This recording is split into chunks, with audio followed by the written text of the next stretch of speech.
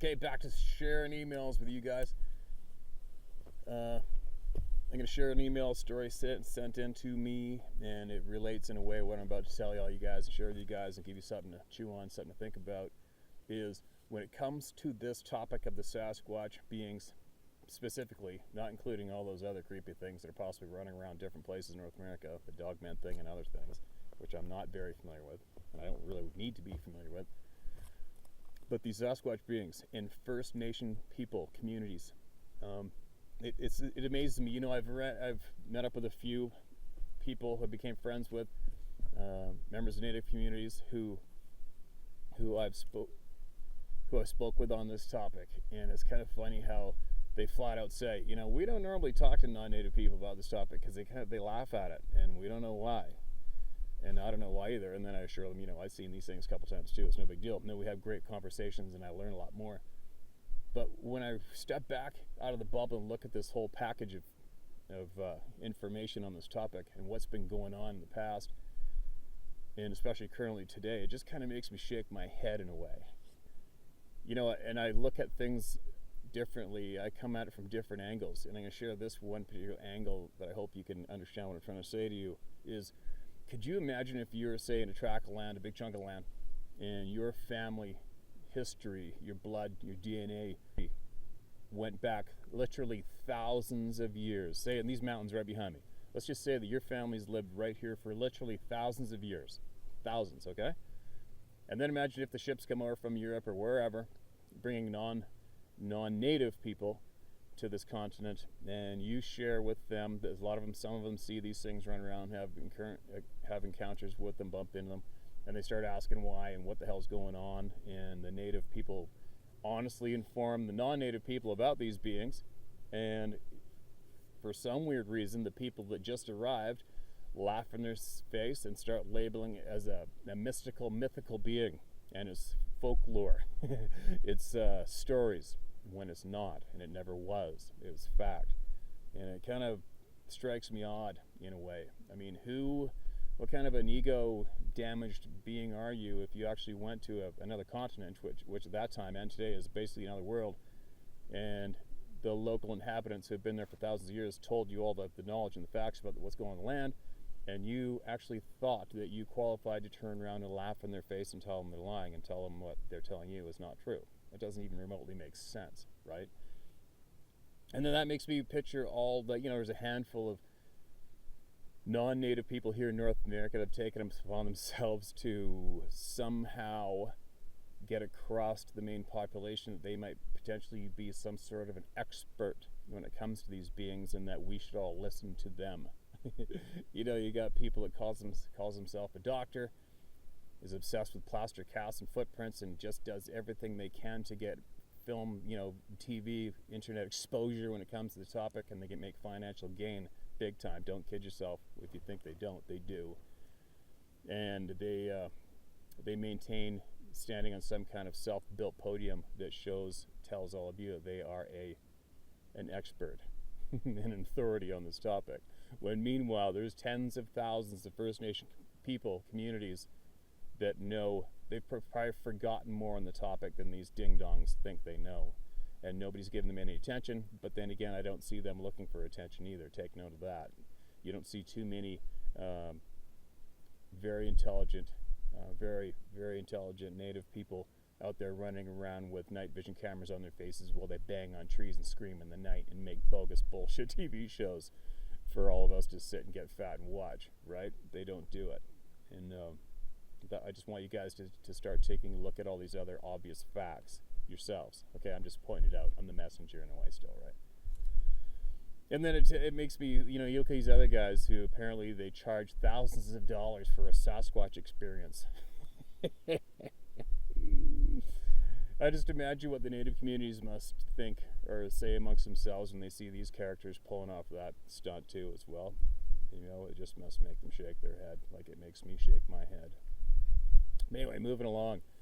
What I'm getting at is I just would encourage all of you to look at things from different angles as much as you can. And then everything starts making a little more sense, and then the nonsense that's going on stands out way clearer. And you'll see that for yourself. But in the meantime, I'm going to share a story with you that somewhat relates to my native mention in a way. Okay? You ready? Well, listen to this one. Hi, Steve. Now, please don't use my name, as my employment may be affected. It was in the late 1970s. I was working as a bodyguard to a very influential man. We were on a business trip to the States, where and on what, it matters not. We had a couple of days off between meetings.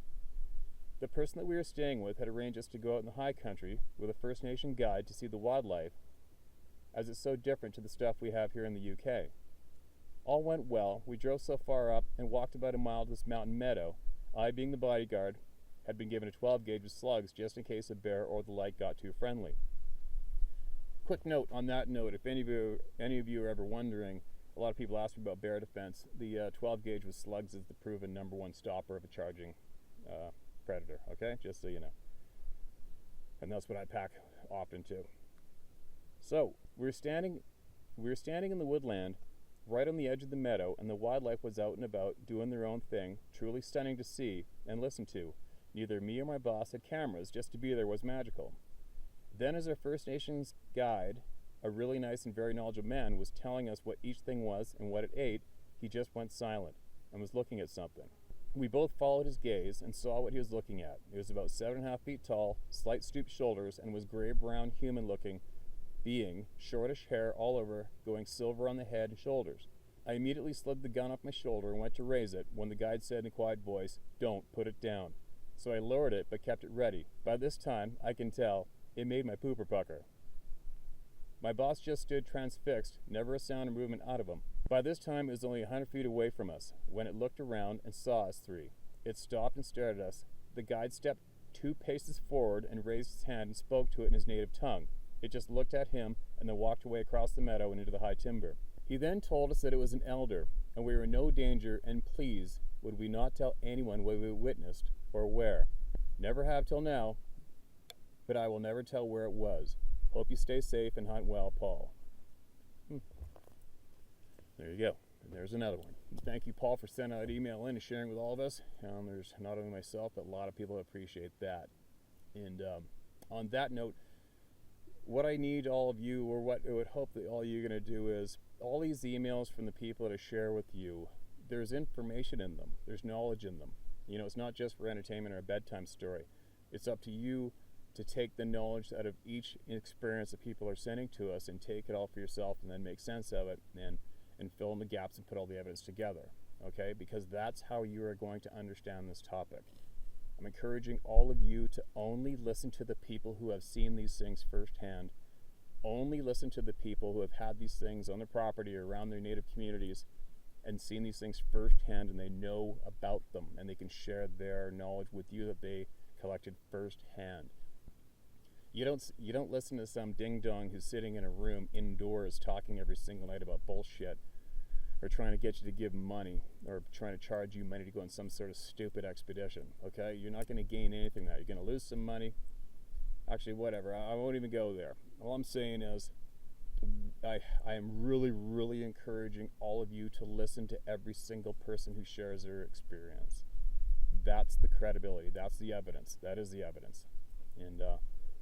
And the more experiences that are shared, the more knowledge we get, and then we can put it all together to paint a clear picture of the truth that we all need, or many of us need, okay? That's what I'm trying to get you guys to do. Then, so that's another motivator for me to produce the first of 3 books, where I am going to have numerous, I forget how many, maybe 150 encounters, experiences we're going to have jammed into the first book, as well as a couple other ones that I've had firsthand.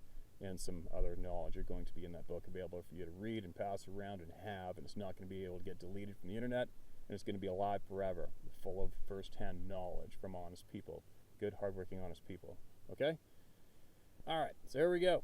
I'm still here. I'm going to share another experience with you guys, then I got to get ripping and carry on with things. And one thing I'm going to share with you guys, what I'm doing this evening, is we're going to take the cameras and we're filming for the Watch It YouTube channel, and we're going to go to this swamp. It's a high mountain surrounded lake and swamp, cattails, tons of wildlife, and there has been some major serious activity going on around there with these beings, which is kind of interesting. I'm not I'm not absolutely interested in gaining first-hand video or evidence or whatever you want to call it. But what I am going to do is I'm where I set these cameras up for the Watch It channel, I'm setting the cameras up where there is common activity from these things, as well as tons of wildlife. So what we're going to this evening is we're going to go there, we're going to set up the cameras, and we're going to time it so it's about 3 hours before absolute sundown. And we're going to let the cameras roll, as well as the recording devices, the audio devices, and we're going to watch all of the nature and all the wildlife come and go, and we're going to watch it fall asleep. It's going to be pretty cool. And that video will be edited up and put onto the Watch It channel. And then as well, what I might do in the same place is I might go there in the dark, first thing in the morning, and do the same thing and videotape the world coming alive in this wildlife-filled swamp. It'll be very, very interesting and very cool to watch, and who knows what we're going to record eventually, right? But it's going to be very interesting. But anyway, I'm going to share a story with you today, and this comes from a guy that we'll call Dave. He lives in a small town in north central British Columbia, which I'm very familiar with. I know people in that town, and that's as well where I have personally hunted for elk numerous times when I get a chance to hunt for myself. And listen to this one. We'll call him Dave. Did I say that? Did I say Dave? Hey Steve, my name is Dave. Don't use my name if you share this story. I understand that too. Chetwynd's a very, very small farming community, log community. And it's quite certain people just don't need to be ostracized and hammered on and humiliated. That's fine, I get it, and that's fine. Hey Steve, my name is Dave, and I've been watching and following your channel religiously for a couple years now. I was raised on a ranch east of Chetwynd, not far from your elk hunting ground, and I have a story to tell you about my experience with Bigfoot in the Peace area. It was 2008 and I was 14. It was August 15th, opening evening of the infamous Any Bull General Open season for moose, and I was determined to take a bull with my bow solo that year. I'm fortunate enough to live where I can leave my door and walk into decent hunting, all for deer species. So that evening I slipped into my boots and grabbed my bow and headed out behind the house toward the beaver dam pond, where I knew had been a couple small bulls hanging around about a mile away. There was a narrow road, barely wide enough to drive a tractor down, that ran from the yard out to a small hayfield about halfway between my house and where I thought those little bulls would be hanging out. When I reached the small hayfield, only about 60 yards wide and 200 feet and 200 yards long, I decided I'd walk down the fence just inside the field to avoid trying to find my way through the 12-foot high willow mess outside the fence and making all those kinds of noise. I'm usually very comfortable on my home property because it's mine and I know what's around, but this time I was uneasy and found myself constantly watching my backtrack. When I got about halfway down the field, I stopped in my tracks and literally dropped my bow in the grass when an 8-foot tall, 500-pound reddish-brown creature stepped over the 5-wire fence into the field carrying what looked like one of the neighbor's meat pigs over his shoulder, as if it wasn't heavy at all. This massive creature, slightly hunched over, started walking across the 60-meter-wide field to my right. It took about 6 steps and was nearly halfway across the field when it turned its head and locked eyes with me. This friggin' thing stared into my soul, man. After a stare down that lasted only a split second, but seemed like forever, all I could do was take a knee and stare as it immediately kicked into high gear and ran as fast as he could and jumped over the barbed wire fence on the other side of the field without dropping the pig. Who can jump a barbed wire fence while carrying a 300-pound pig? After it made it over the fence, it disappeared into the timber without making much sound. I picked up my bow and ran back to the house as fast as my legs would carry me, and I strictly rifle hunted on my own property out of fear for a couple of years after that. I never told anyone the story because my parents are the Sasquatch skeptical type, but I know full well what I saw and thought I'd share it with you. And thank you for being a voice for the good, honest people. Shoot me a message for a beer if you're ever traveling through the Peace Country. Cheers, Dave. Well, thanks for that, Dave. Thanks for sharing that with us. We appreciate it for sure. And yeah, I've traveled through the Peace every year numerous times. I have forever. So yeah, if I get a chance or if we do elk hunt up there, I'll definitely have a beer with you and we can shoot the shit for a bit. And it's kind of funny. Take note, you guys. This particular story that he shared is very close to that story a handful of stories back where that guy from the States came up and camped in his van with his dog, and that thing came behind his van and wasn't too happy with him, scared the daylights out of him. And then this last fall is where I went solo hunting there myself for elk. And I think a total of 6 trees came down around me that one night, and I could hear a grouse drumming all night long, which is bizarre. Every time I got up to go pee, 1 in the morning, 3 in the morning, this thing was ripping. So it's what it is, whatever. But there's no shortage of these things going on, and they're not going to stop, and are definitely not going to stop getting emailed to me, that's for sure. If you have an encounter, an experience, or knowledge, or something you want to get off your chest, you can share it with me at either tellmystory@howtohunt.com or share my story at howtohunt.com, and we'll read it eventually and get back to you. And that's it for now. And I think I'll make another mention for any of you newcomers to make sure that you follow Scott Carpenter's YouTube channel. He shares a lot of first-hand knowledge there. Very credible person, hardworking, honest person, and as well, Dave Politis is sharing much handy knowledge on his Canada Missing Project 4-in-1. You can check out his YouTube channel as well. Make sure you follow him. And Dave moved to Montana, which is stunning, beautiful, and I think he's trying to give me a run for money for our backdrops in our videos. Yeah. So I guess I'm going to have to ramp up my game. Hey, Dave?